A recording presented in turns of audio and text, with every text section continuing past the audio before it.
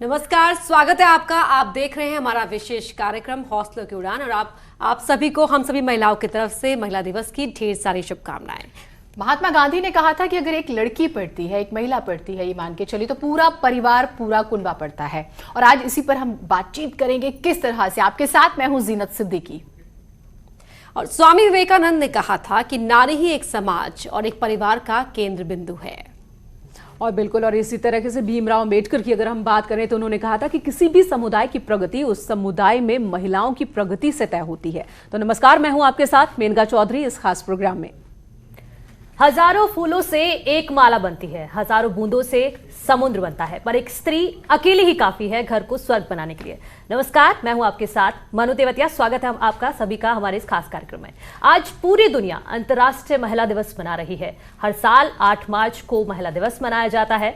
जो भी महिला हमारा ये प्रोग्राम देख रही है, सबसे पहले हमारी यानी न्यूज 18 की तरफ से सभी महिलाओं को नारी दिवस की बहुत सारी शुभकामनाएं। बिल्कुल, तो आज हर तरफ नारी शक्ति की बात हो रही है, और हो भी क्यों ना, क्योंकि आज चाहे क्षेत्र कोई सा भी हो, महिलाएं कंधे से कंधा मिलाकर और कई जगहों पर तो पुरुषों से एक कदम आगे चलती नजर आ रही हैं। और अलग अलग क्षेत्रों की ऊंचाइयों को महिलाओं ने छुआ है। बात हम एंटरटेनमेंट की कर लेते हैं या सुरक्षा की कर लेते हैं, देश की सीमा की कर लेते हैं, तो हर जगह पर महिलाएं जो हैं वो अपनी मौजूदगी दर्ज करा रही हैं, और न सिर्फ मौजूदगी बल्कि कामयाबी का परचम भी लहरा रही हैं। तो आज के खास प्रोग्राम में उन तमाम महिलाओं से हम आपको मिलवाएंगे जो अलग अलग क्षेत्र से हैं। बिल्कुल, ऐसा कोई भी क्षेत्र नहीं है जहां नारी की मौजूदगी नहीं है। देश की आधी आबादी सिर्फ देश ही नहीं बल्कि पूरी दुनिया में अपनी पहचान बना रही है मेनका। बिल्कुल, और इसी पहचान को आज पूरी दुनिया सलाम कर रही है। दिल्ली में राष्ट्रपति रामनाथ कोविंद ने आज ऐसी ही 12 महिलाओं को सम्मानित किया है। इनमें उत्तराखंड की 2 बेटियां ताशी और नुंगथी भी शामिल हैं। कानपुर की कलावती देवी भी इसमें शामिल हैं।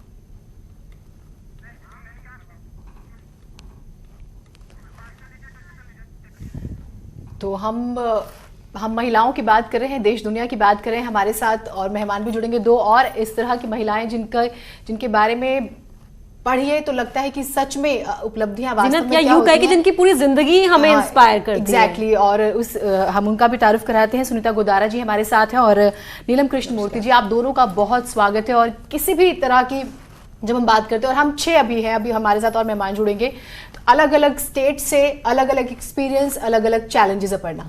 बिल्कुल, चाहे हम बात करें कि हम नोएडा स्टूडियो से हमारे साथ सुनीता जी हैं, नीलम जी हैं, देहरादून से भी हमारे साथ एक खास मेहमान जुड़ेंगी, और उत्तर प्रदेश के अलग अलग हिस्सों, लखनऊ से, बनारस से भी हमारे साथ ऐसी महिलाएं आज के इस खास मौके पर जुड़ेंगी जिनकी आप जीवन की हर एक चीज को जब सुनेंगे, उनके अनुभव की बात करेंगे या उनके जो बचपन को सुनेंगे, तो आपको लगेगा कि इनकी पूरी जिंदगी ही हमें हर्षण इंस्पायर करती है। बिल्कुल, और समाज का कोई भी तबका हो, कोई भी क्षेत्र हो, इस आधी आबादी की पूरी कहानी आज न्यूज 18 पर इन्हीं की जुबानी हम सुनेंगे। बिल्कुल मेनका, और ये थोड़ा अलग होगा। ये ठीक है, पूरी संघर्ष की कहानी होगी, लेकिन एक इंटरेस्टिंग वे में और एक अलग तरीके से आज हम इस कार्यक्रम की शुरुआत करने वाले हैं। जीनत, बिल्कुल, कृष्ण मूर्ति जी से ही शुरुआत करते हैं। नीलम जी, आपका संघर्ष बहुत बड़ा है, बहुत बड़ा संघर्ष। बच्चे छोटे छोटे थे, खोया उन्हें आपने उपहार सिनेमा कांड में, और तब जबकि उनके खिलाफ कोई नहीं उतरना चाहता था, आपने एक लड़ाई लड़ी।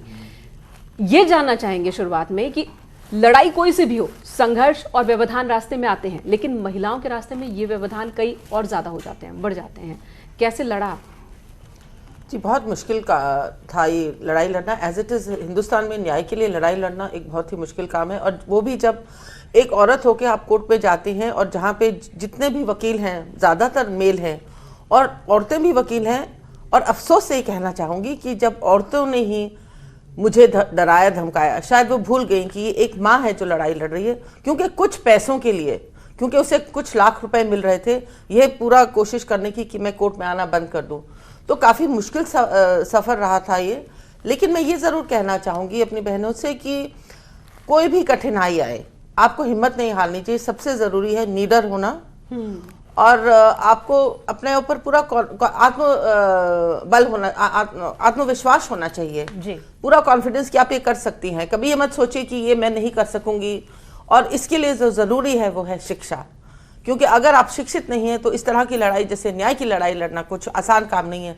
ये काफ़ी नहीं है कि आप कोर्ट में जाइए और आप वहाँ जाके। ये आपने बहुत अच्छी बात कही, और इसमें जुडिशरी से रिलेटेड जब मामले आते हैं हम देखते हैं कि शुरुआत जब अगर हम पुलिस स्टेशन से करते हैं वहाँ पे बहुत फ्रेंडली इन्वायरमेंट नहीं है, और अभी भी हम देखते हैं कि नहीं, महिला थाने खोले जा रहे हैं और वहाँ पर फीमेल्स नहीं पहुँच रही हैं कुछ एक, तो वो किस किस स्टेप पे क्या क्या चैलेंजेस रहे, क्योंकि इस मंच के जरिए ये मैसेज जाना बहुत ज़रूरी है ताकि लोग अवेयर हों और अपने लिए सच में बात करें, फाइट करें।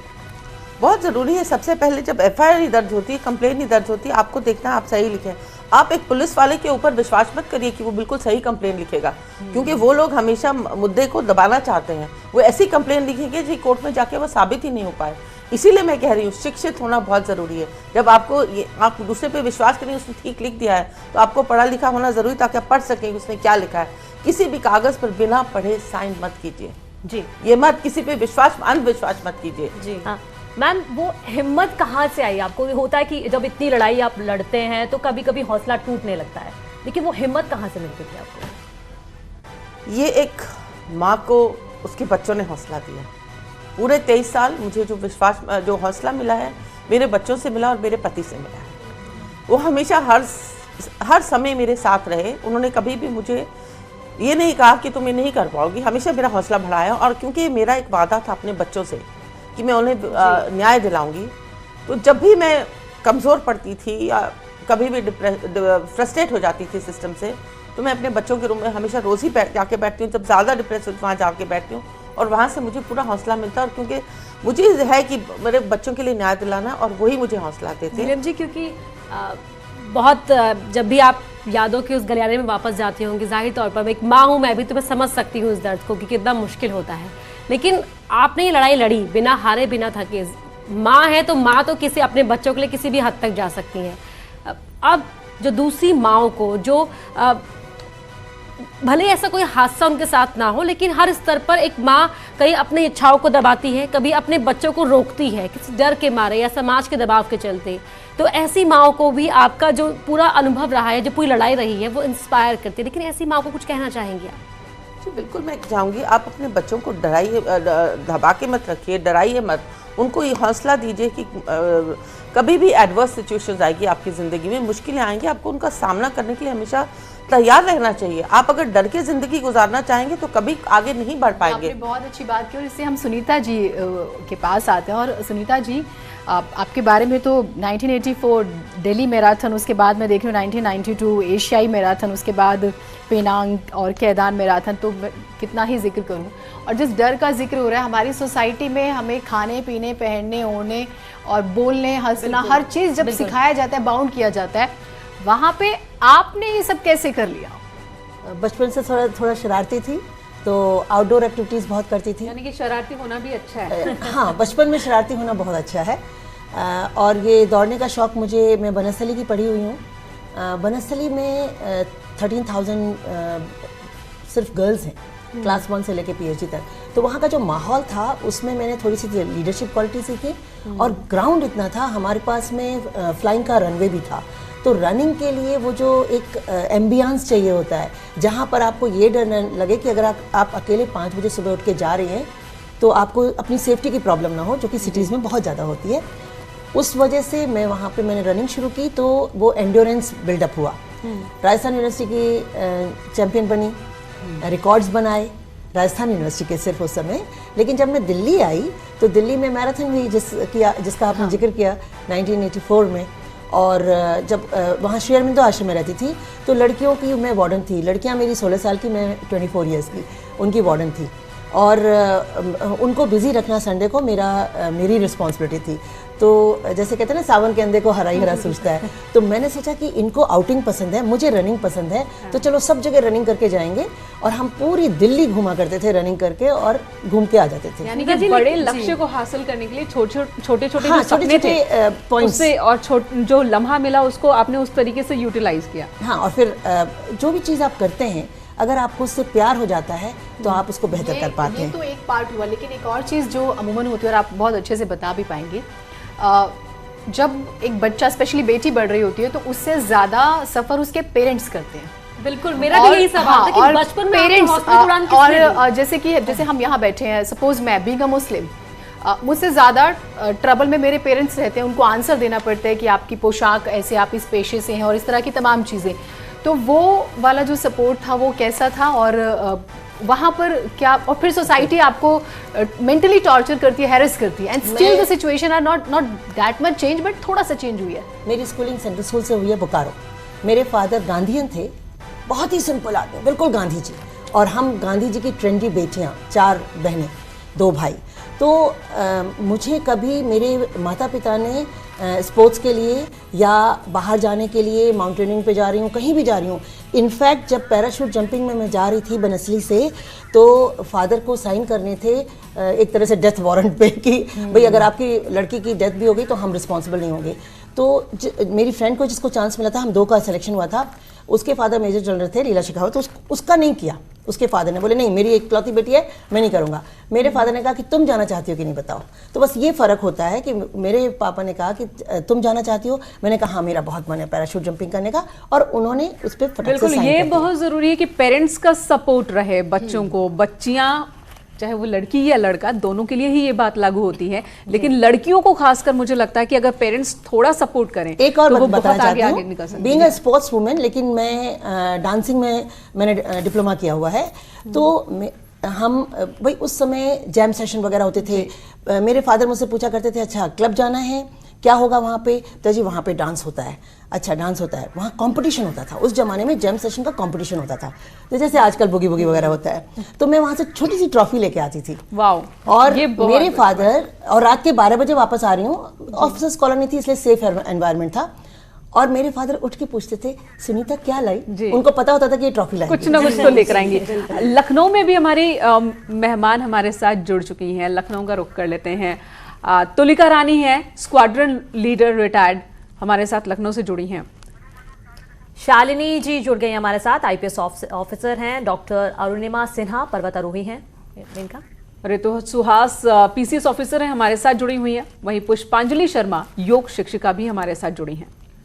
तो सबसे पहले तो आप सभी को जो हमारे साथ जुड़ गई हैं, और सभी को जो महिला दिवस है उसकी बहुत सारी शुभकामनाएं। और बहुत इंटरेस्टिंग ये हो जाता है जब हम शुरुआत करते हैं, और शालिनी जी भी हमारे साथ। आप सभी का बहुत स्वागत है, और आप अपने आप में जो है बहुत बड़ा एग्जाम्पल है। मैं यहाँ पे आपसे शुरू करती हूँ, ऋतु सुहास जी, मिसेज इंडिया। हम एक कंपटीशन देख रहे हैं अपने मार्केट में फिटनेस को लेके। अगर आपकी एज इतनी हो गई तो प्रॉब्लम है, रिंकल्स आ रहे हैं, फैमिली, शादी के बाद करियर नहीं, लेकिन मिसेज इंडिया। और आपका स्टेटमेंट था जो पर्सनली बहुत ज्यादा मुझे पसंद आया है कि हम अपनी पोशाक से नहीं जीतते, हम अपने कॉन्फिडेंस से जीते हैं, और वो कॉन्फिडेंस आपके संघर्ष से आता है। तो वो आप हमें एक्सप्लेन करके बताइएगा, क्योंकि बहुत सारी फीमेल्स जो है प्लान कर रही होंगी, तो वो जरूर कुछ सीखेंगी। यस, ये मैं कहना चाहूँगी कि किसी भी चीज़ की कोई लिमिट नहीं होती, और आप जब चाहें करना चाहें उसको आप कर सकते हैं, प्रोवाइडेड उसके लिए आप तैयारी करें। मैं एक ऑफिसर भी हूँ, मेरी फैमिली भी है, मेरे हस्बैंड भी इंटरनेशनल प्लेयर है, उनकी भी अपनी प्रोफाइल है। उसके बीच में मुझे कभी लगा कि मुझे ये पार्ट लेना चाहिए। पहले मैं जब शादी नहीं हुई थी तब मैं छोटा मोटा प्रोग्राम्स करती थी, बट इसके बाद जब मैंने सीरियसली इस कंपटीशन के लिए प्रिपेयर किया तो मुझे पता चला कि बॉम्बे से काफ़ी प्रिपरेशन करके लड़कियां थीं जो खुद ही अपने आप में कोरियोग्राफर्स हैं और काफ़ी कुछ करती हैं। और हम लोग गवर्नमेंट स्ट्रीम से, हम लोग के पास तो बहुत कम टाइम रहता है, in fact with kids it's even more lesser. हम लोगों ने बट मैंने फोकस्ड प्रिपरेशन उस मिसेस इंडिया के लिए की। एक तो हम लोग ये सोचते हैं कि शादी हो गई, बच्चे हो गए तो दैट्स इट, उसके बाद फिर हम अपनी फिटनेस और अपना गेटअप और सब चीज भूल जाते हैं। जो लेकिन आप एक पीसीएस अधिकारी भी होने हैं। से पहले हम जितना ख्याल रखते हैं उसके बाद बिल्कुल नहीं। जी, एक पीसीएस अधिकारी भी हैं, और एक मैं, अधिकारी की यहाँ जिम्मेदारी पर अलग होती है, और माना यह जाता है कि वो बहुत सख्त काम और शेड्यूल को निभा रहा होगा, और उसके बीच इसके लिए वक्त निकालना। ये बात सही है। मैं 2 बात कहना चाहूँगी। हम लोग का ये एक ऐसा लुकआउट रहता है कि अगर गवर्नमेंट सर्वेंट है तो डेफिनेटली वो एक बहुत भद्दे से कपड़ों में या मोटे मोटे चश्मों में होगा तभी वो काम अच्छा करेगा, ऐसा नहीं है। मुझे राष्ट्रपति जी से भी अपने ऐप के लिए प्राइज गवर्नमेंट से अवार्ड मिला है। बिल्कुल ऋतु जी, आपका और आपके क्या एक्सपीरियंस के dedication बारे में है और आप जानेंगे। क्या कर हमारे रहे साथ हैं और यहाँ पर एक कितनी- और खास मेहमान जुड़ गई हैं उत्तराखंड से। प्रियंका बहन है जिनके एक टिकटॉक वीडियो ने उन्हें इंटरनेट की सेंसेशन बना दिया है। प्रियंका, आपके पास भी आएंगे। पहले आपका बहुत बहुत स्वागत है और साथ ही आपको वुमेन्स डे की ढेर सारी शुभकामनाएं। बिल्कुल, तो स्क्वाड्रन लीडर तुलिका रानी से बात कर लेते हैं। 10 साल तक इन्होंने भारतीय वायुसेना में इन्होंने सेवा दी है। अकादमी हैदराबाद में मिलिट्री ट्रेनिंग दी है, इंस्ट्रक्टर के रूप में रही हैं, भावी अधिकारियों को प्रशिक्षण दिया है। इनसे हम बात करेंगे, लेकिन उससे पहले अपर्णा। बिल्कुल, तो प्रियंका आपके पास से आती हूं मैं, क्योंकि जो यूथ है हमारा वो अलग अलग हिस्से से अपने इंस्पिरेशन ढूंढता है, और जब आप जैसा कोई हस्ती सामने आती है तो वो उससे डायरेक्ट कनेक्ट भी कर पाता है। ओवरनाइट इतना सक्सेस मिलेगा, इतना क्रेज देखने को मिलेगा, क्या कभी उम्मीद की थी आपने?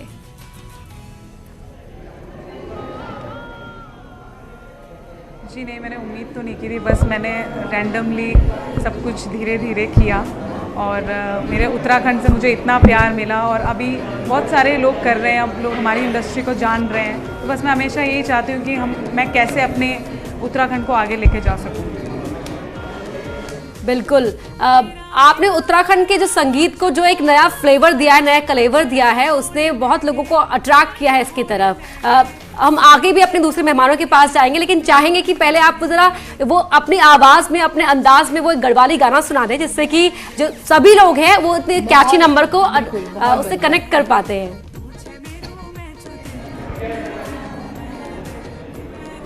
जी जी, तो एक मैंने गाना गाया था जो काफ़ी लोगों ने देखा था, तो मैं वो आपको सुनाती हूँ।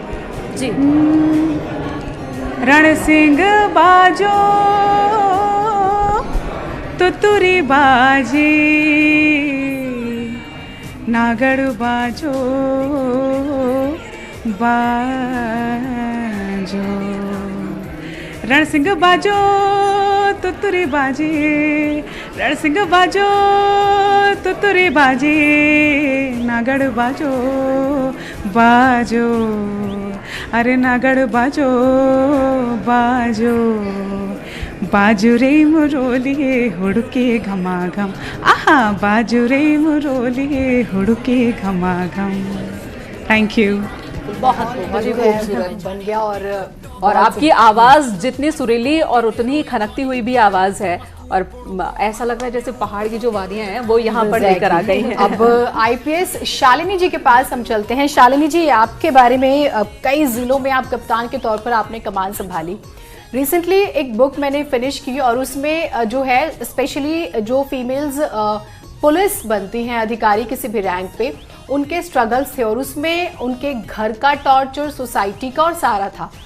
तो वो आपके लिए, आपके पास भी बहुत सारे ऐसे एग्जाम्पल्स होंगे, आपकी जर्नी कैसे? और जब पुलिस डिपार्टमेंट की हम बात करते हैं, और जैसे कि नीलम जी ने जिक्र किया था कि मेन डोमिनेंट बहुत ज्यादा है वो, तो बहुत इजी तो नहीं रहा होगा।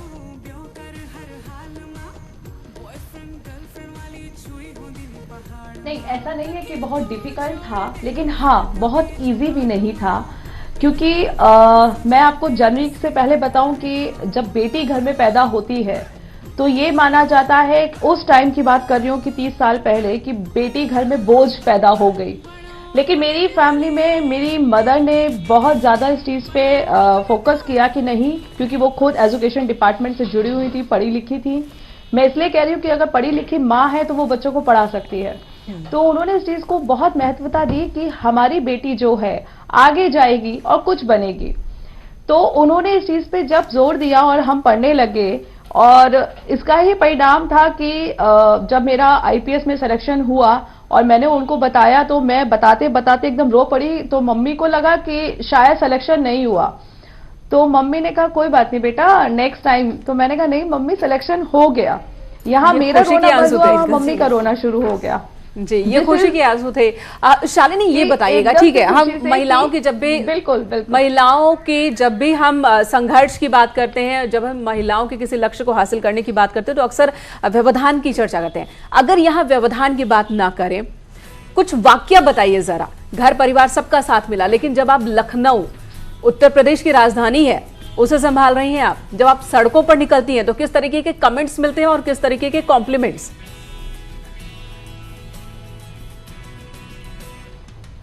देखिए, जब हम पुलिस डिपार्टमेंट में यूनिफॉर्म पहन के जब हम आते हैं तो पहले तो सबसे पहले यही था कि पहले हमारे ही जो नीचे लोअर स्टाफ है या है, उनको ये गलतफहमी रही कि शायद बच्चे से है और लड़की है, नहीं कर पाएंगे, बट ऐसा नहीं है। और जब हम लोगों ने सड़कों में निकल के और फ्लैग मार्च कभी करते हैं तो सबसे आगे हम ही पाए कि हाँ, सबसे आगे हम लोग चल रहे हैं।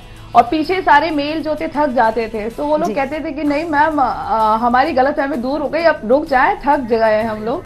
लेकिन एक रहता है पहले शुरू में कि हाँ, फीमेल ऑफिसर है, किस तरह की होगी, और लेकिन अब इमेज ऐसी हो गई है कि फीमेल ऑफिसर है तो सख्त होगी। मेरे लिए नहीं, सभी के लिए, कि फीमेल ऑफिसर है, सख्त होगी, डिसिप्लिन में रखेगी सबको, तो उसको एक तरह से अनुशासन के रूप में रखने वाली सख्त अधिकारी के रूप में फीमेल ऑफिसर्स को आजकल टैग किया गया है। जी बिल्कुल, जी बिल्कुल शालिनी, आप हमारे साथ जुड़े रहिए। हम सभी मेहमान हमारे साथ जुड़े हुए हैं, लेकिन यहाँ एक छोटा सा, जी कई और मेहमान भी हमारे साथ जुड़ गए हैं और ब्रेक के बाद हम उनसे बात करेंगे। सभी मेहमान हमारे साथ जुड़ गए हैं और भी कई मेहमानों से आपका तारुफ कराएंगे, उनसे भी बात करेंगे कि किस तरह से हौसले की उड़ान अपनी जिंदगी में उन्होंने की है और आज वो एग्जाम्पल बनी है सभी महिलाओं के लिए। तो हमारा ये खास कार्यक्रम जारी है, लेकिन यहां रुकेंगे, एक छोटे से ब्रेक ले रुक रहे हैं, जल्द हाजिर होते हैं।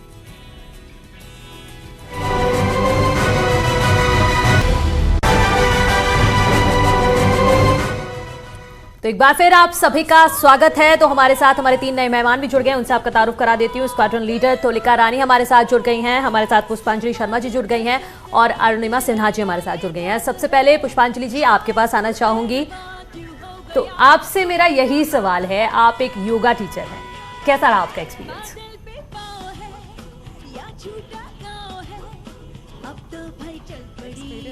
बहुत ही खट्टे मीठे दोनों रहे हैं। इसके बारे में बहुत ज़्यादा बोलना आज के दिन उचित नहीं होगा, क्योंकि किसी भी फील्ड में महिलाओं का काम करना कितना टफ होता है वो आप उससे पूछ सकती हैं, चाहे वो डिफेंस में हो, चाहे वो किसी भी फील्ड में मैं पूछ सकती हूँ कि किसी भी फील्ड में जहाँ पे पुरुष की ज़्यादा अधिकता है वहाँ पे काम करना बहुत ही कठिन होता है और अपनी एक पहचान बनाना उससे ज़्यादा कठिन। पुष्पांजलि जी, एक सवाल मेरा आपसे ये है, क्योंकि योग जो है वो तो हिंदुस्तान की ही देन है, इंटरनेशनल प्लेटफॉर्म पर ज़्यादा एक्सेप्टेंस उसे मिला है, लेकिन जो आपका प्रोफाइल हमने देखा कि आप इंटीरियर में जाकर भी योग को लेकर अवेयरनेस स्प्रेड कर रही हैं, तो कोई एक ऐसा एक्सपीरियंस जब आपको किसी महिला ने क्यूरियोसिटी तो दिखाई हो लेकिन थोड़ी झिझक हो, और उस झिझक को, हिचकिचाहट को कैसे आपने दूर किया?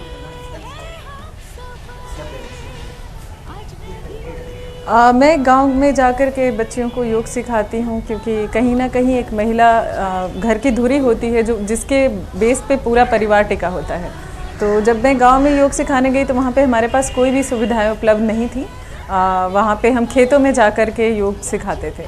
तो एक बार एक का एक्सीडेंट है कि जब हम खेत की सफाई करा के बच्चों को दरी वरी बिछवा करके योग सिखाने के लिए उनको बोला कि अब हम लोग स्टार्ट करते हैं, तो बोली कि मैडम जी हम नहीं करेंगे, क्योंकि यहाँ पे बहुत सारे लड़के खड़े हैं और बाद में हमें तंग करते हैं, टॉन्ट कसते हैं हमारे ऊपर। तो उस टाइम मुझे बड़ा अजीब सा लगा कि ये लड़कियाँ इस तरीके के, और आप बिलीव नहीं करेंगे योग सिखाने के बाद जितनी फ्लैक्सिबिलिटी उनके अंदर थी, आज हम अपने स्पोर्ट्स में अपने फ्लैक्सिबिलिटी को, जिम्नास्ट जिसको बोलते हैं, अगर इन गांव की बच्चियों को उठा करके उनकी वो सुविधाएं दी जाए तो इसमें कोई भी शक नहीं है। पुष्पांजलि, ये संभव कैसे हुआ? एक तरफ आप गांव के बच्चों को, महिलाओं को योग सिखाती हैं, जुवेनाइल में 2 साल आपने काम किया, वहां पर बच्चों को सिखाया, और दूसरी तरफ आप बॉलीवुड के स्टार्स को भी योग सिखा रही हैं, फॉरेनर्स को भी योग सिखा रही हैं। पॉइंट की अमूमन गांव देहात में तो पेरेंट्स जो है बच्चों को स्कूल भेजने में आनाकानी करते हैं, उस सिचुएशन में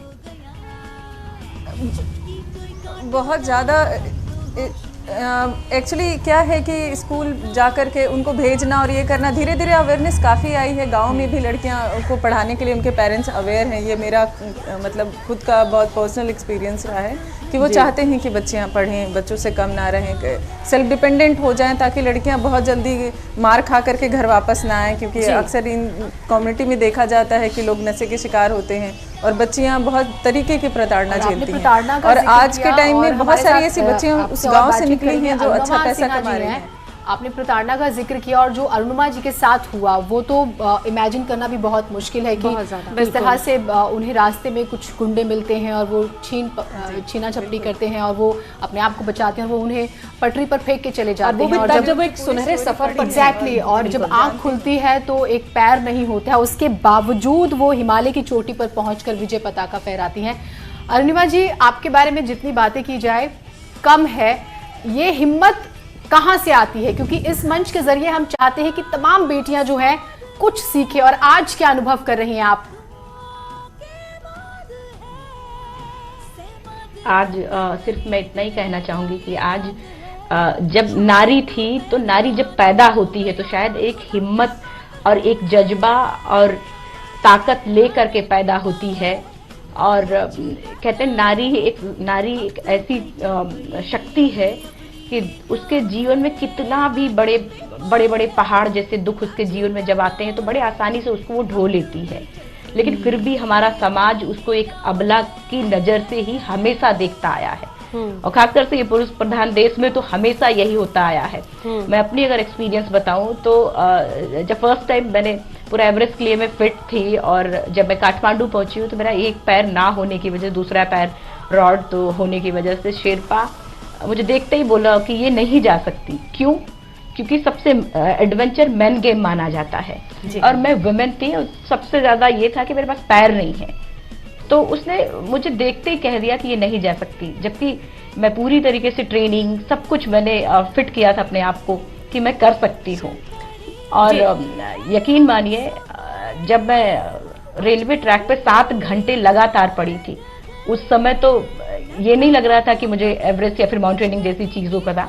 लेकिन जब हॉस्पिटल में थी एम्स में तब मुझे ये जरूर समझ आ गया था कि अगर इतना भीषण एक्सीडेंट हुआ है तो कुछ न कुछ इतिहास रचने के लिए बनाया है ऊपर वाले ने मुझे बचाया है। आपके वो जो हादसा हुआ उसने भले ही आपका एक पैर आपसे छीन लिया हो लेकिन आपके हौसले आपसे नहीं छीने। और यही वजह है कि हमने प्रोग्राम का नाम भी हौसलों की उड़ान रखा है, क्योंकि महिलाओं को शारीरिक रूप से तो कमजोर ही माना गया है और है भी, इस सच्चाई को स्वीकार सकते हैं, लेकिन हौसले ही हैं जो महिलाओं को ऊपर तक ले जाती हैं। जी अर्णव जी, एक सवाल मेरे मन में आ रहा है कि जैसे जो इंसिडेंट के बारे में हम जिक्र कर रहे हैं कि उस टाइम पे 4 लड़के थे और आप अकेली, तो एक तो होता है कि देख के ही हिम्मत टूट जाती है कि वो 4 लोग हैं, मैं अकेली क्या कर पाऊंगी, लेकिन आपने फिर भी लोहा लिया उनसे। एक सिंपल सी बात है कि भाई अगर वो 4 हैं, अगर 4 मारेंगे तो एटलीस्ट मैं अकेली हूं तो एक तो मारूंगी। बिल्कुल। तो ये हिम्मत के साथ में अगर आप किसी भी चीज में अगर अपने आप को हिम्मत रखकर आगे अगर आप अपने आप को आगे बढ़ाते हैं तो कोई नहीं रोक सकता। बिल्कुल। कहने को तो बहुत इम्पोर्टेंट पॉइंट जो बार-बार हम जिससे बात कर रहे हैं अपने मेहमानों से, सुरक्षा की एक बात सुनीता जी ने भी कही, नीलम जी ने भी कही और हम सब इसको महसूस कर सकते हैं एक महिला होने के नाते, क्योंकि शालिनी जी हमारे साथ जुड़ी हुई हैं। शालिनी जी, सुरक्षा का एहसास जब होता है तो महिलाएं, बच्चियां, लड़कियां सब हौसलों की उड़ान में बहुत आगे निकल जाती हैं, क्योंकि आप एक महिला ऑफिसर हैं, लखनऊ में जिम्मा आप संभालती हैं जी, बिल्कुल, और साथ ही संवेदनशीलता जो हम कहते हैं कि वो नजर नहीं आती। और अच्छा ये लगता है कि जब कोई महिला ऑफिसर नजर आती है तो इट्स लाइक कि माँ है, एटलीस्ट कम्युनिकेशन गैप नहीं रहेगा या कम्युनिकेशन प्रॉब्लम जो कि हो सकता है कि एक मेल ऑफिसर हो उसके साथ, तो इस तरह की यूनिफॉर्म्स में लेडीज को देख के और ज्यादा अच्छा लगता है। लेकिन सेंसिटिविटी का मेरा यहाँ पर सवाल था शालिनी जी, क्योंकि हम अक्सर कहते हैं, जिस तरह नीलम जी ने भी अपना एक्सपीरियंस यहाँ पर बताया कि आप बात उनसे करेंगे ना जो थोड़ी आपसे संवेदना दिखाएंगे, जो आपकी तरफ पहले हाथ बढ़ाएंगे कि आप आइए, बैठिए, सांस लीजिए और उसके बाद अपनी बात कहिए। क्या आप भी वो महसूस करती है कि वो संवेदनशीलता नहीं है? बिल्कुल, आप सही कह रहे हैं कि ऐसा 100% तो नहीं है, लेकिन ऐसे केसेस हमारे सामने आते हैं जब महिलाएं कंप्लेंट करती हैं कि हमने 2 या 3 स्टेज पे कंप्लेंट कर दिया है बट हमारी बात कोई नहीं सुन रहा है। और ऐसे केसेस जब आते हैं तो हम लोगों को ज़रूरत महसूस होने लगी कि नहीं, हम लोगों को पुलिस को भी ट्रेन करना पड़ेगा। यही कारण है कि पुलिस को सॉफ्ट स्किल में, केवल फीमेल को नहीं बल्कि मेल को भी सॉफ्ट स्किल में ट्रेन किया जा रहा है। और हर थाने पे लखनऊ में हम लोगों ने महिला हेल्प डेस्क खोला है और बिल्कुल मुझे लगता है जी, शालिनी जी, मुझे लगता है अगर किसी भी फील्ड में महिलाओं की संख्या बढ़े तो वो जगह अपने आप ही खूबसूरत और संवेदनशील हो जाएगी। बिल्कुल सही। और ऐसी महिलाओं की संख्या बढ़नी चाहिए, चाहे वो फील्ड कोई भी हो। तुलिका रानी जी भी हमारे साथ जुड़ी हुई हैं। तुलिका जी, आप 3 महिला पायलट दे चुकी हैं, वायुसेना को आपने 10 साल तक सर्विस दी है। ये वो जगह है जहां पर सिर्फ और सिर्फ मर्दों का ही दबदबा होता था। वहां आपने न सिर्फ खुद को साबित किया बल्कि दूसरी महिलाओं को भी तैयार किया। आज इस पूरी जर्नी को आप कैसे देखती हैं? मैं ये कहना चाहूंगी कि अगर महिलाएं अपनी क्षमता का प्रदर्शन करें तो उन्हें अपॉर्चुनिटीज भी ये समाज देता है। तो जब मैंने 2005 में भारतीय वायुसेना को ज्वाइन करने का निर्णय लिया था, जैसा कि आप जानते हैं कि अभी भी महिलाओं की संख्या सेनाओं में बहुत कम है, बहुत कम। एयरफोर्स में 12% है, नेवी में 6% है और आर्मी में 4% है। तो उस समय भी ये एक बहुत ही सशक्त निर्णय के रूप में देखा गया था कि बहुत महिलाएं इस क्षेत्र में नहीं है। और उसके बाद जिस तरह से मैंने अपने काम को अंजाम दिया वहां पर, ट्रेनिंग से लेकर, क्योंकि आपको जानकारी है कि ट्रेनिंग जो है सेना की बहुत ज्यादा मुश्किल मानी जाती है जी। उसमें भी मैंने अपने टर्म को टॉप किया था और एक अपॉइंटमेंट मुझे बनाया गया था। तो उसके बाद जैसे जैसे मैं थी एडमिनिस्ट्रेशन में और मेरा स्पेशलाइजेशन था एयर ट्रैफिक कंट्रोलिंग, वायु यातायात नियंत्रण, जो कि अपने आप में एक बहुत ही सजग रूप से काम करने वाला क्षेत्र रहना पड़ता है पूरे समय। तो वहां भी मैंने बहुत अच्छा प्रदर्शन किया जी। बहुत ज्यादा अटेंटिव रहना पड़ता है क्योंकि जहाज में बैठे सारे लोगों की जिम्मेदारी आपके ऊपर आ जाती है। उसके बाद जब मैंने माउंट एवरेस्ट क्लाइम कर लिया 2012 में, तो भारतीय वायुसेना के हेडक्वार्टर्स ने ये सोचा कि ये वुमेन अब सशक्त है कि ये दूसरों को भी प्रशिक्षण दे पाए। तो भारतीय वायुसेना की जो अकादमी है डुंडीगढ़ हैदराबाद में, वहां मुझे आउटडोर ट्रेनिंग इंस्ट्रक्टर की तरह तैनात किया गया, जो कि अपने आप में मेरे लिए बहुत ही गर्व की विषय था। और किसी भी ऑफिसर के लिए अपनी एकेडमी में इंस्ट्रक्टर बन के जाना उसके करियर का बहुत ही ज्यादा हाईलाइट होता है। बिल्कुल बिल्कुल। और एक हाईलाइट वाली बात जी तुलिका जी, एक इस वक्त जो चीज है एक और बता दूं जिस पर पूरी दुनिया की निगाह है, ना सिर्फ भारत की, भारत और ऑस्ट्रेलिया की जो क्रिकेट टीमें हैं वो इस वक्त आमने सामने हैं और मुंबई में क्या नजारा है वो आपको दिखा रहे हैं। किस तरीके से यहाँ पर लोग इस मैच को देख रहे हैं ये हम आपको दिखा रहे हैं। तो सीधे मुंबई का रुख कर लेते हैं। भारत ऑस्ट्रेलिया के बीच वुमेन्स क्रिकेट टीम का वर्ल्ड मैच चल रहा है, फाइनल मुकाबला है। 281 रन का लक्ष्य टीम इंडिया के सामने ऑस्ट्रेलिया ने दिया है और इस लक्ष्य को चेज करने के लिए इस वक्त टीम इंडिया की जो महिला क्रिकेटर्स हैं वो लगी हुई है। 186 का लक्ष्य है और मुंबई में क्या माहौल है ये दिखाते हैं। रुख मुंबई का।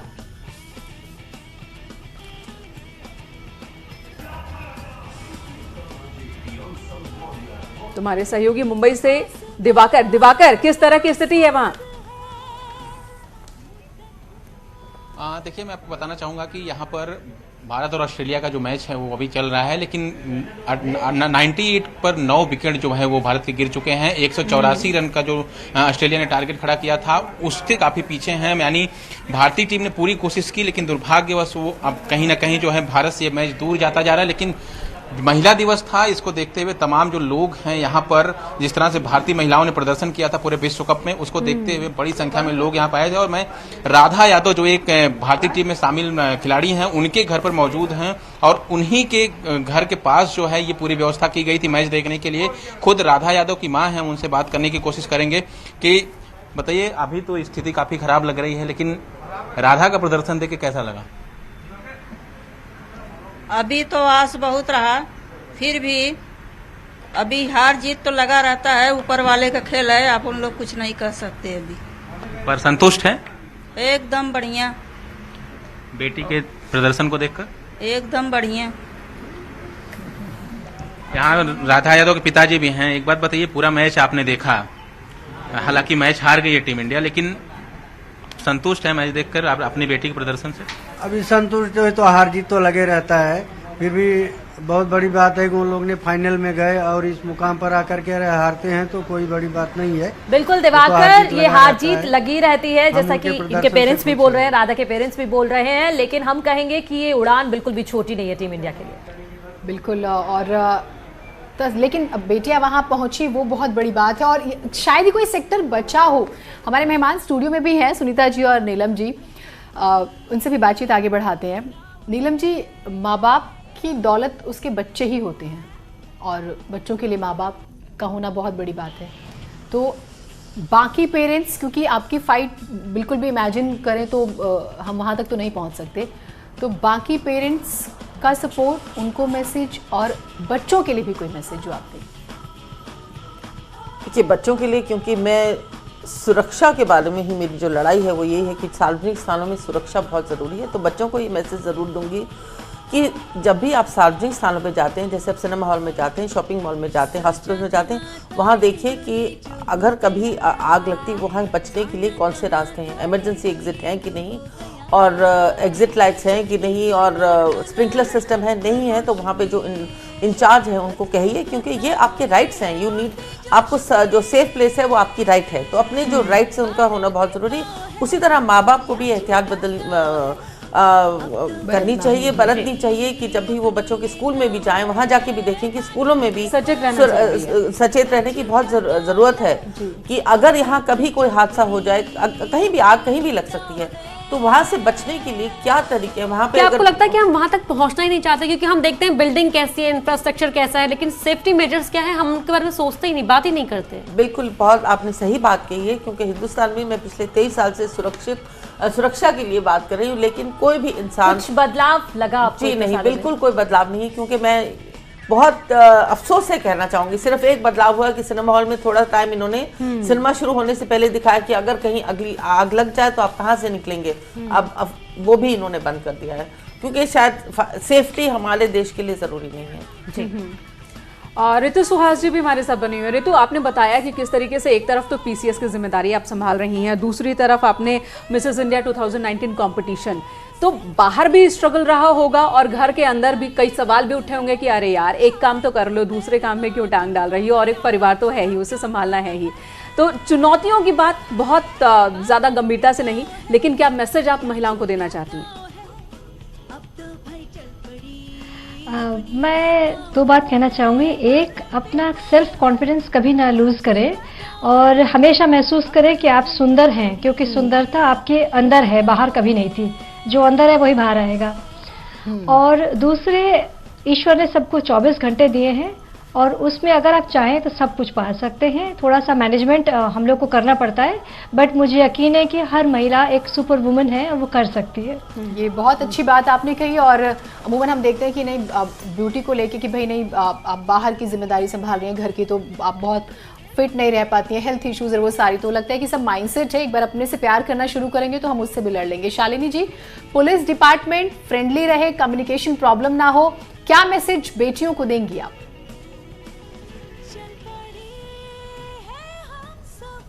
सभी बेटियों को बस यही संदेश देना चाहती हूँ कि हमेशा कॉन्फिडेंट रहें और इस चीज से बिल्कुल ना डरे कि मेरे साथ कोई घटना घटी है तो वो मेरे कारण घटी है। लड़कियां इसलिए आवाज नहीं उठाती हैं कि उनको डर लगता है कि हम कहेंगे तो ये बात होगी हमारी पढ़ाई छुड़वा दी जाएगी, या ये कहा जाएगा कि तुमने कुछ ऐसा पहना होगा कि जिसके कारण तुमको जो है इस तरह का छेड़खानी हुआ। तो इतना आप अपने अंदर विश्वास जगाएं कि आपके कारण छेड़खानी नहीं है या आपकी कोई एक्टिविटी के कारण नहीं है। अगर आपके साथ गलत हो रहा है तो बिल्कुल चुप नहीं रहना है। हमको इस चीज का भी ध्यान रखना है कि मैं किसी से बदले में, तो ये कोई ऐसा नहीं है कि मुकदमा लिखवा रही हूँ, लेकिन मेरे साथ अगर घटना घटी है तो मुझे बिल्कुल चुप नहीं रहना है, बिल्कुल आवाज उठानी है। जब हम सहना बंद कर देंगे तब ये घटनाएं कंट्रोल जी बिल्कुल शालिनी जी, और हम ये देख भी रहे हैं कि लड़कियां आगे आ रही हैं और अगर उनके साथ कोई अत्याचार हो रहा है तो उसको खुल के बता भी रही हैं। बिल्कुल। हमारे साथ स्क्वाड्रन लीडर तुलिका जी भी जुड़ी हुई हैं। मैं आपसे ये जानना चाहूंगी, अब महिलाएं इस फील्ड में भी आगे बढ़ रही हैं, क्योंकि आप खुद एक एग्जाम्पल हैं। सरकार भी सपोर्ट दे रही है, योजना लेकर आ रही है। जी बिल्कुल, तरह तरह की योजनाएं महिलाओं के लिए आ रही हैं। और आज स्पेशली बात करें तो प्रधानमंत्री मोदी ने अपना ट्विटर हैंडल ही वुमेन को पूरा दे दिया, एक दिन के लिए समर्पित कर दिया है। तुलिका जी, आप क्या कहना चाहेंगी उस महिलाओं को जो इस फील्ड में आगे आना चाहती हैं? खासकर ये बताइए, क्या संख्या बढ़ रही है? अब जो समाज में सोच बदल रही है, तो क्या महिलाओं की संख्या बढ़ रही है उस रफ्तार से जो रफ्तार संख्या बहुत ज्यादा बढ़ रही है इस समय, और सेना को अब बढ़ रहा है फोर्स के अंदर महिलाएं आगे आ रही हैं और बहुत ही एक जी जी जी अब मैं जैसे कहना चाहूंगी, अभी भी रिसेंट सुप्रीम कोर्ट का जो जजमेंट आया है कि महिलाओं को अब कमांड रोल्स भी दिए जाएं और परमानेंट कमीशन भी दिया जाए, बहुत ही सराहनीय एक कदम ये सुप्रीम कोर्ट द्वारा उठाया गया। और इससे जो जेंडर इक्वालिटी है हमारी सेना में भी, उसकी तरफ भी एक बहुत बड़ा सराहनीय कदम ये मैं कहूंगी कि है। अब महिलाओं की भी ये बारी है कि वो अपने आप को ये किसी भी से कमतर नहीं है, ये उन्हें साबित करने की जरूरत है। तो जैसा भी रोल आपको दिया गया है सेना में, देखिए एक्सक्यूजेस बनाने की कोई जगह परफॉर्मेंस के टाइम पर नहीं होती है, तो आप अपने जेंडर को अपने एक्सक्यूज की तरह यूज ना करें। महिलाओं के लिए मेरा ये एक सुझाव रहेगा, हर जगह जिस तरह से आपने अभी तक अपनी क्षमता का प्रदर्शन किया है, उससे भी बढ़कर अब आपकी जिम्मेदारी बनती है, क्योंकि सरकार ने कदम उठाया है, सुप्रीम कोर्ट ने आपके अंदर अपना विश्वास जताया है, तो अब उस विश्वास को साबित करने का समय है। बिल्कुल, और यहाँ मेरा ये कहना रहेगा कि बिल्कुल आगे बढ़िए और जितना भी टैलेंट आपके अंदर है आप उसको प्रूव कीजिए। बिल्कुल, उनका भी विश्वास बड़ा होगा। सुनीता जी भी हमारे साथ हैं और इनका तो कॉन्फिडेंस देखते ही हमें बन रहा है, और जो एनर्जी है आते ही स्टूडियो में जिस अंदाज में आई है, वाइब्रेंट कलर, वाइब्रेंट एनर्जी, और बिल्कुल स्पोर्ट्स शूज और प्रॉपर। तो हम सब भी चाहते हैं कि हम ऐसे ही एक्टिव रहें, और आजकल का हम लाइफस्टाइल देखते हैं, खान पान देखते हैं, तो वो सारी चीज़ें हम कैसे चेंज करें, और एक मैसेज कि फिट कैसे रहें बहुत ज़्यादा, क्योंकि आप फिट हो तभी हिट हो। जब अपने शरीर को प्यार करोगे, उसको मंदिर समझोगे, और हम फिट तो इंडिया फिट वाला जो नारा है वो बिल्कुल सही है। अब हमें बहुत सेल्फिश होना चाहिए अपने लिए, हमें अपने लिए समय निकालना पड़ेगा अपनी फिटनेस के लिए, वो कोई और नहीं कर सकता। बहुत अच्छी बात आपने ये कही है यहाँ पर सुनीता जी कि हमें खुद से भी प्यार करना होगा, थोड़ा सेल्फिश हमें होना होगा, क्योंकि हम हर वक्त पूरे परिवार का सोचते हैं, अपने को ही भूल जाते हैं। बिना किसी लिहाज के, सिर्फ सेल्फी लेने से काम नहीं चलेगा, सेल्फिश जो है फिटनेस का भी ध्यान रखना होगा। फिटनेस का ध्यान रखने के लिए योग एक बहुत अच्छा माध्यम होता है। पुष्पांजलि जो योगा इंस्ट्रक्टर भी हैं, उनका भी रुख करेंगे, लेकिन यहाँ पहले एक छोटे से ब्रेक के लिए हमें रुकना पड़ रहा है। कहीं मत जाइए, हौसलों की उड़ान जारी है। बहुत स्वागत है आप सभी का। तो हौसलों की उड़ान जारी है और हमारे साथ पुष्पांजलि जी जुड़ी हुई हैं, सीधा उन्हीं का रुख करेंगे। पुष्पांजलि जी, आपसे मेरा एक सवाल है कि क्या आप घर में भी योगा सिखाते हैं? पहला तो सवाल यही है, और साथ ही साथ एक मैसेज भी दे दीजिए। जी बिल्कुल, घर में भी योगा सिखाते हैं। मेरे बच्चे बहुत ही फिट हैं, और मुझे देख करके और मेरी बेटी को देख करके बिल्कुल कहते हैं ना, उम्र का अंदाज़ा नहीं लगाया जा सकता। वो मेंटेनेंस हमने मेंटेन किया है घर में। बच्चों का जितना नेचर से रिलेटेड चीज़ें हैं उससे जोड़ करके रखती हूँ। फास्ट फूड बिल्कुल नहीं खाने देती, और सबसे ज़्यादा बेटे अभी बाहर पढ़ने गई है, तो एक सेल्फ कॉन्फिडेंस कि बाहर जा कर के अकेले बच्चे को भेजना, लड़कियों की बात हो रही है आज, तो माँ होने के नाते बहुत सारी इनसिक्योरिटी मुझे भी रहती है, कहीं गलत संगत में ना पड़ जाए, कहीं उसके साथ कुछ गलत ना हो जाए। तो इस चीज़ के लिए मैं हमेशा उससे संपर्क में रहती हूँ। कहती हैं कि अगर एक लड़की को स्ट्रांग बनाना है तो उसकी माँ को उसको उसकी दोस्त की तरह बिहेव करना चाहिए। वो मैं पूरी कोशिश। ये यहाँ पर आपने एक सवाल ये बात कही मैं जानना चाहती हूँ बेनका, सॉरी आपको रोकने के लिए, कि आप बच्चे को फास्ट फूड खाने से रोका आपने कैसे?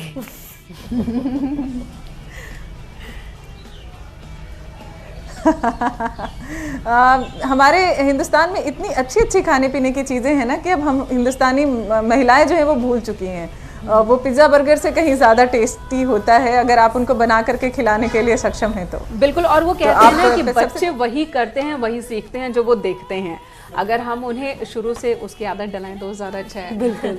अरुणिमा सिन्हा जी हमारे साथ मौजूद हैं। अरुणिमा जी, अब हमारा जो प्रोग्राम है वो आखिरी पड़ाव की ओर है। आप अपनी तरफ से क्या संदेश महिलाओं को देना चाहती हैं? इस बार वुमेन्स डे पे सिर्फ इतना ही कहना चाहती हूँ कि हर वो महिला सिर्फ अपने आप के लिए एक लक्ष्य बनाए, क्योंकि होता क्या है कि वो आज 8 मार्च को तो बहुत तेजी से हम एक दूसरे से बात करते हैं, बहुत अच्छी अच्छी बातें करते हैं, लेकिन शायद रात होती है बीतने के बाद फिर नेक्स्ट डे हम भूल जाते हैं। लेकिन आज जो अगर आपको जीवन में कुछ करना है तो आज प्रतिज्ञा करें, किसी और को शो करने के लिए नहीं, किसी और को दिखाने के लिए नहीं, खुद को प्रूफ करने के लिए, अपने आप को प्रूफ करने के लिए बस एक प्रतिज्ञा करें, उस पर तब तक फोकस करें जब तक कि ऊपर वाला देने पे ना मजबूर हो जाए। ये इस बात से तो सभी सहमत होंगे। बिल्कुल बिल्कुल, यहाँ सभी सहमत होंगे। नीलम जी, आप भी सहमत होंगी? जी बिल्कुल। खुद से प्रतिज्ञा कीजिए खुद को मजबूत और अपने लक्ष्य को हासिल करने के लिए। मेरा है give back to the society if you have got something from the society. अगर आप सक्षम हैं तो जितनों को औरों को सक्षम बना सकते हो बनाओ। ये आपके अंदर आपने गांधी का जिक्र किया और मैं गांधी फील कर रही हूँ। हाँ, क्योंकि मैं स्त्री शक्ति केंद्र चलाती हूँ और अंडर प्रिविलेज गर्ल्स का है। 17,000 लड़कियों को हमने सेल्फ डिफेंस सिखाया है। तो बहुत अच्छा लगता है जब मैं एक जगह से दूसरी जगह स्त्री शक्ति केंद्र खोलती हूँ, उनको सक्षम करती हूँ और हर स्तर पर कोई महिला, हर महिला। और मेरे रनर्स मुझे गुरु माँ कहते हैं, तो मुझे बहुत अच्छा लगता है। और जैसे अभी कह रही थी पुष्पांजलि की उम्र का पता नहीं चलता, मैं 61 ईयर्स की हूँ। और मुझे लगता है कि हमारे दर्शक भी हैरान हो गए होंगे। नीलम जी कुछ कहना चाह रही थी। हाँ, मैं आज अपनी बहन को ये जरूर कहना चाहूंगी कि कभी भी अन्याय ना सहें, अन्याय के खिलाफ आवाज जरूर उठाएं, क्योंकि अन्याय सहना उतना बड़ा पाप है जितना किसी पे अन्याय करना। तो डरिए मत, निडर होके आगे आइए, लड़िए, और जितने भी हमारे देश की न्यायपालिका उनको झुकना पड़ेगा और आपको समय पर न्याय देना पड़ेगा। जी बिल्कुल, बहुत अच्छी बात यहाँ पर कही। और मैंने कहा, हम देख रहे हैं कि हर क्षेत्र की महिला अपने स्तर पर कुछ ना कुछ समाज के लिए कर ही रही है। ऋतु जी ने तो वो किया है जहाँ हम मानते हैं कि अक्सर जो महिलाओं के बीच एक धारणा होती है समाज में कि शादी के बाद मानो जिंदगी खत्म हो गई। और एक और जिक्र करते हैं, अमूमन आज बहुत ज्यादा चर्चा उनकी सबसे युवा प्रधानमंत्री फिनलैंड की सना मरीन, जिनका जिक्र करते हैं। आज उनका इंटरव्यू तो वर्किंग कल्चर ही बिल्कुल बहुत पॉपुलर हो रहा है। और जैसे कि नीलम जी ने बात की, उन्होंने उनका भी आज जो इंटरव्यू है बहुत ज्यादा चर्चा में, इसलिए उन्होंने कहा कि मैं बहुत जिद्दी हूँ और मैं ना कोई ना सुनता रहे प्रॉब्लम नहीं, लेकिन मैं अगर मुझे कुछ करना है तो मुझे ना पसंद नहीं, वहां पर मुझे करना है।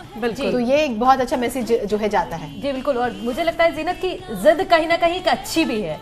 नहीं, बोलते हैं कि जिद्दी एक नेगेटिव एक एनर्जी नहीं होती, जिद्दी मतलब एक अच्छी चीज भी है। यानी कि कुल मिलाकर यहाँ जो बातें हो रही हैं तो उससे ये समझ में आता है कि हमारी महिलाओं को, हमारी बेटियों को, बच्चियों को जिद्दी होना होगा, खुद के लिए सोचना होगा और समाज को लौटाना है। जो समाज से हासिल किया है वो समाज को लौटाना है। ये सोच अगर हम रखें तो किसी भी संघर्ष, किसी भी व्यवधान को पार पा सकते हैं। और बेटियां जो है वो हौसलों की उड़ान।